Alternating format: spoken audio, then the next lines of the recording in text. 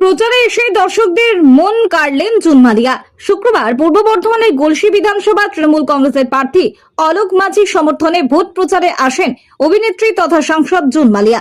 অভিনেত্রীকে দেখতে গলসি উচ্চ বিদ্যালয়ের মাঠে ভিড় জমান গলসি এলাকার কয়েক হাজার কর্মী সমর্থকরা। অভিনেত্রীর হেলিকপ্টার দেখে উচ্ছ্বাসে ফেটে পড়েন তৃণমূলের কংগ্রেসের মহিলা কর্মীরা। এরপর হেলিকপ্টার থেকে নেমেই সকলের সাথে হাত মিলিয়ে শুভেচ্ছা বিনিময় করেন অভিনেত্রী। এরপর হুড খোলা গাড়িতে চেপে গলসি বিধানসভা তৃণমূল কংগ্রেসের প্রার্থী অলোক মাঝিকে ভোট দেওয়ার আবেদন করেন তিনি। অভিনেত্রী বলেন, বিজেপি একটি জুমলা পার্টি। বিজেপি মানুষের জন্য কোনো কাজ করে না, বরং মানুষের কাছ থেকে শুধু নেয়, আর মুখ্যমন্ত্রী মানুষকে দেয়। অভিনেত্রী বলেন, গতকালকের ভোট দেখে প্রধানমন্ত্রীর মাথা খারাপ হয়ে গেছে, তাই তিনি গঙ্গা বিহারে বেরিয়ে পড়েন। পশ্চিম বাংলার 294টি আসনের মধ্যে তৃণমূল কংগ্রেস 230টি আসন পাবে বলে জানান জুন মালিয়া। আমাদের তো 230 ধরাই আছে, 230ই হবে। প্রথম দফায় ভোট দিয়ে মা বোনেরা দেখিয়ে দিয়েছে যে কতটা মমতা দিকে তারা চায় এবং ভালোবাসে, এবং পশ্চিমবঙ্গের মামাটি মানুষও বুঝিয়ে দিয়েছে ইলেকশন কমিশনকে যে এসআইআর যেভাবে তাড়াহুড়ো করে করেছে তার ন্যায্য জবাব দিয়েছে। 92%-এর ওপর আমাদের ভোট পড়েছে, ভোটিং হয়েছে। তো এটা কেন হলো, কিসের জন্য হলো? তাহলে বোঝাই যাচ্ছে যে মানুষ ক্ষেপে ছিল ইলেকশন কমিশনের ওপর।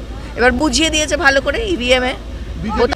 নরেন্দ্র মোদীর অবস্থা দেখেছেন কি হয়েছে? আজ গঙ্গাতে চলে গেছে, গঙ্গা বিহার করতে। মাথা এতটাই অশান্তি হয়েছে ওনার গতকাল দেখে যে কি অবস্থা, যে উনি গঙ্গা বিহারে চলে গেছেন। এদিকে মণিপুর জ্বলছে, আমাদের প্রাইম মিনিস্টার গঙ্গা বিহার করছেন, ক্যামেরা নিয়ে ফটো তুলছেন। এই তো আমাদের দেশের অবস্থা। তাহলে আর কি বলবো?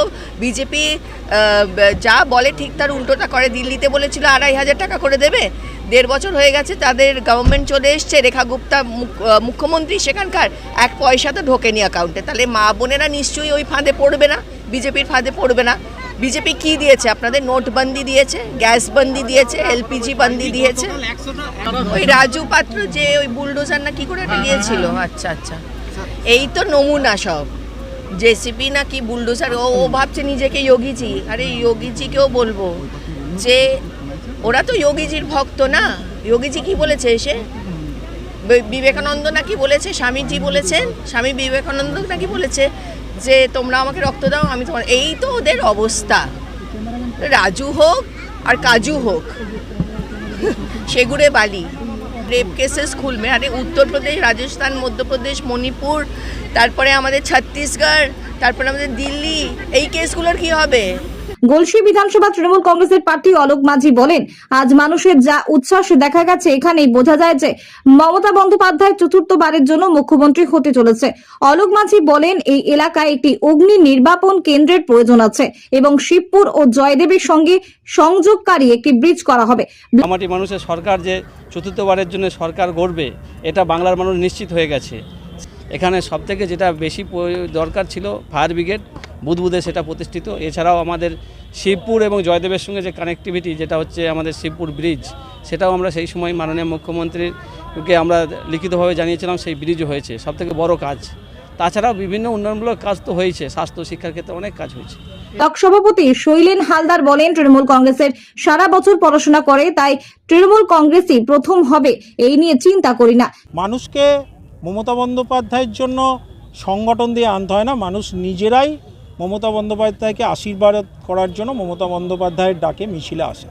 রাজনৈতিক দলের যে কোনো নির্বাচন একটা পরীক্ষা, আর আমি মনে করি যে ছেলে সারা বছর পড়াশোনা করে সে রেজাল্ট নিয়ে চিন্তা করে না। আমরা সারা বছর পড়াশোনা করি, তাই আমরা রেজাল্ট নিয়ে চিন্তা করি না। তৃণমূল কংগ্রেস পশ্চিমবঙ্গে সারা বছর প্রত্যেকটা বিধানসভায় পড়াশোনা করে, তাই তৃণমূল কংগ্রেসই প্রত্যেকটা বিধানসভায় ফার্স্ট হবে, এটুকু বলতে পারি। তৃণমূল কংগ্রেসের কর্মী জাকির বাবু বলেন, মমতা বন্দ্যোপাধ্যায়ের উন্নয়নের হাতিয়ার নিয়েই আমরা এগোচ্ছি।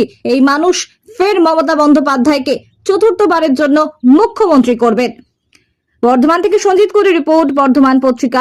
এখানকার মাটিটাই হচ্ছে তৃণমূলের মাটি। 14 সাল থেকে আমরা একটানা জিতে আসছি এবং ব্যবধানটা আস্তে আস্তে আস্তে আস্তে বাড়তেই থাকছে।